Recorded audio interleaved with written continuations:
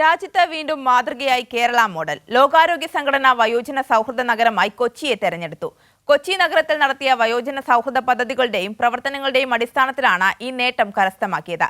ലോക ചരിത്രത്തിൽ കൊച്ചിക്ക് ഒരു പൊൻതൂവൽ കൂടി ലഭ്യമായിരിക്കുകയാണ്. ലോക ആരോഗ്യ സംഘടന വയോജന സൗഹൃദ നഗരത്തിൽ തെരഞ്ഞെടുക്കപ്പെട്ട ഇന്ത്യയിലെ ആദ്യത്തെ നഗരമാണ് കൊച്ചി. വയോജന സൗഹൃദവുമായി ബന്ധപ്പെട്ട് കൊച്ചി നഗരത്തിൽ നടപ്പിലാക്കിയതും നടപ്പിലാക്കാൻ പോകുന്നതുമായി ബന്ധപ്പെട്ട പ്രവർത്തനങ്ങൾക്ക് ലഭിച്ച അംഗീകാരമാണ് ഈ നേട്ടം. പകൽ വീട്, വയോജന ക്ലിനിക്, വയോജന കൂട്ടം, കാൽനട പാതയൊരുക്കൽ, വയോജന കായികമേള തുടങ്ങിയവ കൊച്ചി കോർപ്പറേഷൻ നടപ്പാക്കിയിരുന്നു.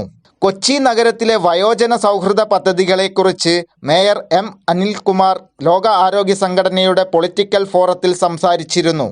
ഏഷ്യയിൽ നിന്ന് തിരഞ്ഞെടുക്കപ്പെട്ടത് കൊച്ചി നഗരം മാത്രമാണ്. 2012 കൊൽക്കത്ത നഗരം പട്ടികയിൽ ഉൾപ്പെട്ടിരുന്നെങ്കിലും തിരഞ്ഞെടുക്കപ്പെട്ടില്ല.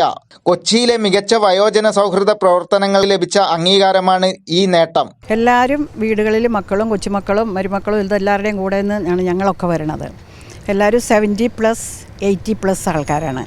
അപ്പോൾ ഞങ്ങളിവിടെ വന്ന് എല്ലാവരും കൂടി ഫ്രണ്ട്ഷിപ്പായി കുറേ നേരം തമാശകൾ പറയും, ചിരിക്കും. അതൊക്കെയാണ് മെയിനായിട്ടുള്ളത്. വീട്ടിലെ എന്താ പറയുക, പ്രശ്നങ്ങളെല്ലാം വിട്ടിട്ടാണ് നമ്മൾ ഇവിടെ വന്ന് എൻജോയ് ചെയ്യണത്.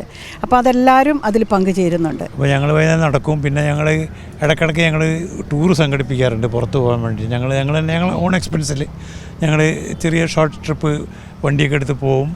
വയോജന സൗഹൃദ നഗരമായി കൊച്ചി തിരഞ്ഞെടുക്കപ്പെട്ടപ്പോൾ രാജ്യത്തിന് മുന്നിൽ കേരളം വീണ്ടും മാതൃകയായിരിക്കുകയാണ്.